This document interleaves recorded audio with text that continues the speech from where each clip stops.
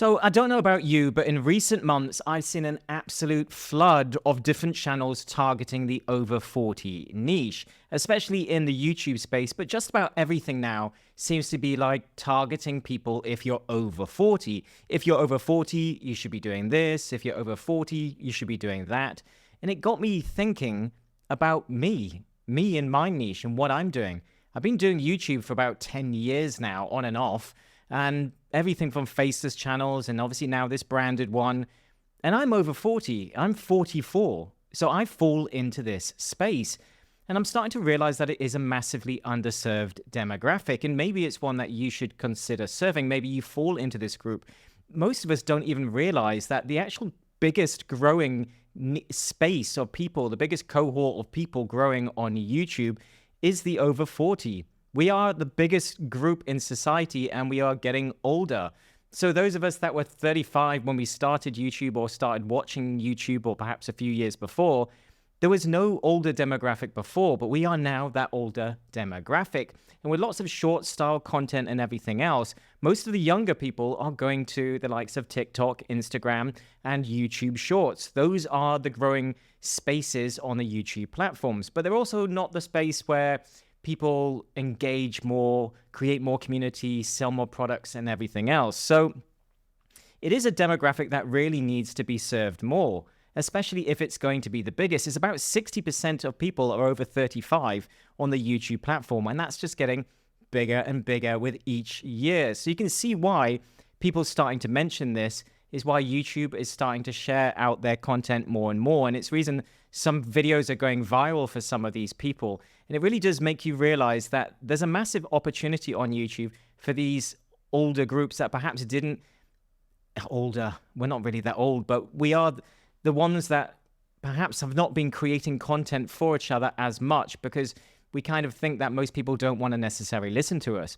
But if you're over 40, you have life experiences, you have skills and things that you can share. I mean, if you're a 20-something person and you're teaching others how to do plumbing, sure, we're going to listen to you on a basic level.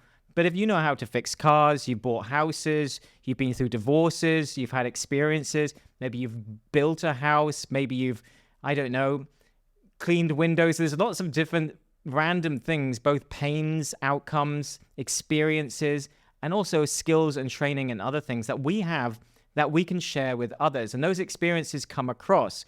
The younger crowd have the confidence and the energy and they fake it until they make it. But you literally have the skills and the knowledge that others really want. So it's a massive opportunity, not just speaking. And I'll tell you what I've noticed, that most of my clients range between 35 and up. Most of them are closer to my age of 40 or above. So you do start to look at it, and it's obviously slightly more men. So who you are is a little bit more of who you attract. It is just the way it is. We are drawn to those who are similar to us, and we can relate to them more because of that. And therefore, that is the demographic you're going to serve more. Now, there will be an overlap. And as I said, I still have a lot of younger people, and I still have a lot of women and everything else. So it's not an absolute, but it will always be the people that you're really serving, and the people that you should probably be speaking to. Because if the younger demographic doesn't really give a toot about you as much, then why are you trying to speak to them? But it also is a massive opportunity for you getting over your confidence issues or not sure if people want to actually hear from an older creator. I think it's a massive opportunity for you to just get past that and jump inside. And people are craving more authentic content.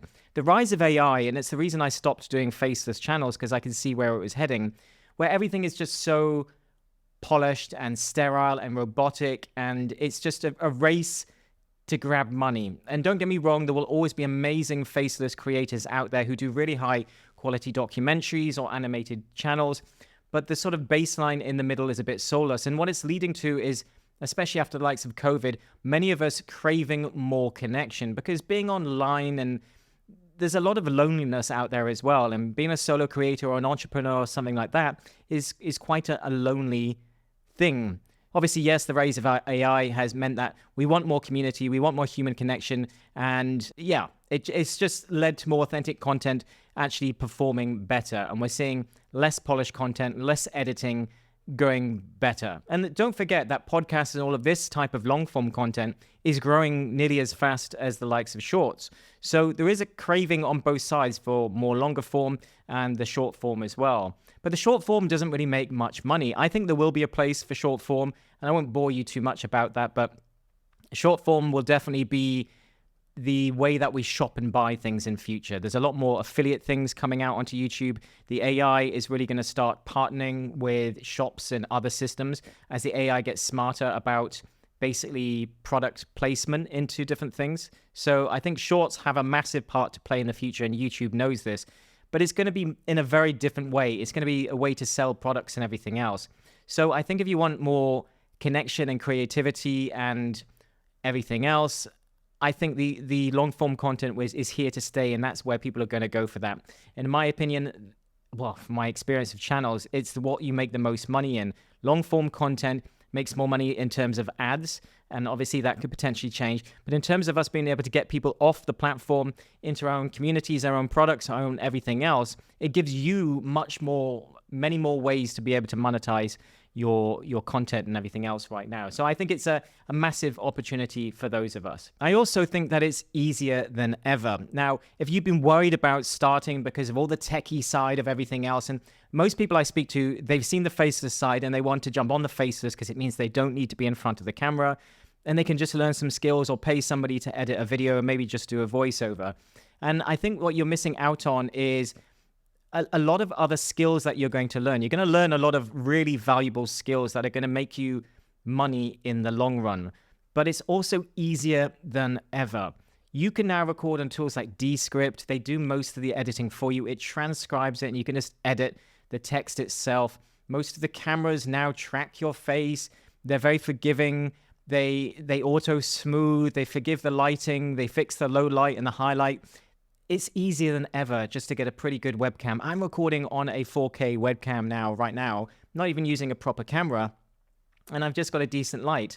And that's it. It plugs straight into my computer, and I can just plug and play. But you can get little action cameras, you can get everything else, and then plug it straight into tools like Descript. There are even tools now that do the editing for you, and I'm sure they're just going to get better and better. So there's no real excuse in terms of the techie side. It's literally easier than ever. You can just get started so easy, record, and start creating videos. So I think the barrier to entry in terms of content creation is just so much lower now. It's not even like you have to go out and buy thousands of dollars worth of equipment. A few $100s and you can be up and running. I mean, if you've got a computer or a phone, you're already up and running. The microphone and the camera on these things is absolutely insane. So really, there's no excuses anymore other than your confidence and having that fear of wondering, do people want to know what I have to say? Do they want to hear? Do I look awkward? And I can tell you now, we all look awkward when we start out. It doesn't matter how much preparation you do. You will look back at your videos in a month's time and see the improvements that you've made and really cringe at your first videos. Even if you really put so much love and energy into them, you will just get better over time. You just get better by doing. So it really is just a start mentality. I've heard lots of experts say, just press record, just get started, just start, just press the button. And it seems like, oh yes, as if it's that simple. It is. You're going to be crap no matter what. So as long as you can pick a couple of bullet points and start talking on a subject, if you know that subject well from your life experiences, you don't need a script. And then you're going to come across more natural because you're just talking on the subject. So it's not even a case of needing to follow a teleprompter and everything else, which is good. I do still sometimes use it, but it does make you feel less natural. You feel less comfortable.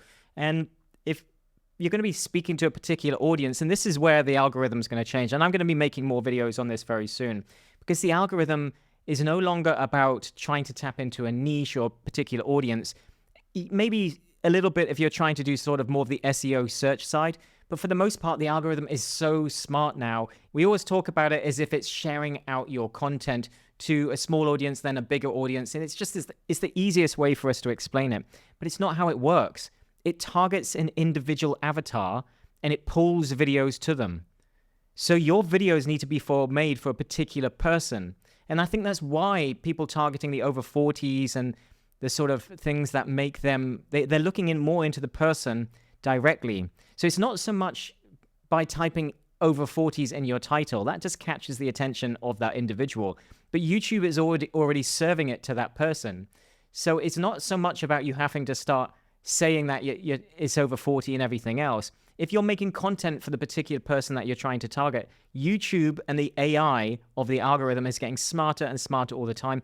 It will pull your videos towards those people based on what it is they need. And there may be more overlapping things, and it will find a particular type of audience. So that it's not so much about finding your niche, it's finding your person now. So you really need to be creating content for that individual more than a particular niche. Now, obviously, the interests can be broad, and you still want to be doing it on a particular subject, but how you tie in and who you're speaking to within that is more about the person than the actual niche itself now. And also, as I said, you're going to learn an in-demand skill. These are skills that you will, even if you give up on the channel, creating content and videos, we're in something you may have heard people say, the creator economy. It basically means that if you can get attention and you can hold it, then you will be getting paid. And there's marketing agencies tapping into the new ways of making money by no longer doing ads and no longer just creating their own channels, but actually paying creators to manage channels that nobody knows that they're actually funding that creator to make content on their particular products and their niche. And this is the sort of, I don't know if you heard of Andrew Tate, all these people, love them or hate them, they actually go everywhere and they fund people to actually create content about them, and they give them free content to use. And that means that they're basically everywhere. And it's this sort of omnipresent approach to things.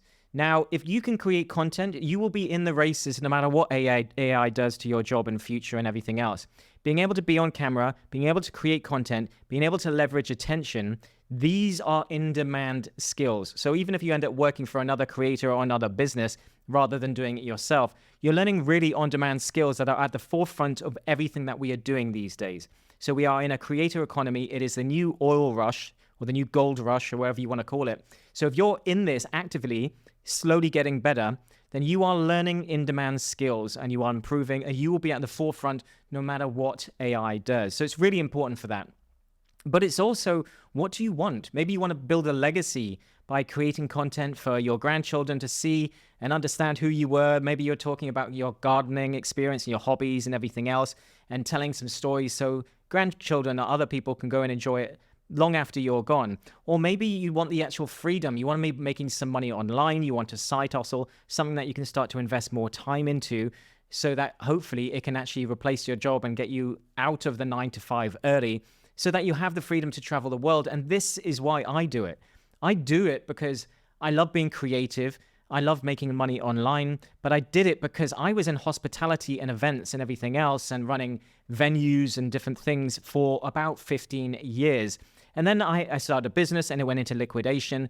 And I vowed, I had so many staff that I had to basically let go, and it was heartbreaking. And I vowed that I didn't want to be, it was just, you got priced out. I was forced to be in the city, paying staff more, paying more taxes, paying more for accommodation, paying more for equipment, and then all the companies wanting things cheaper and cheaper.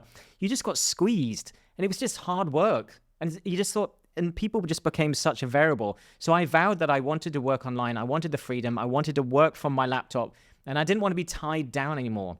And that's what drives me. I want the freedom to live anywhere. I live in Southeast Asia at the moment. I've not lived in the UK for 10 years now.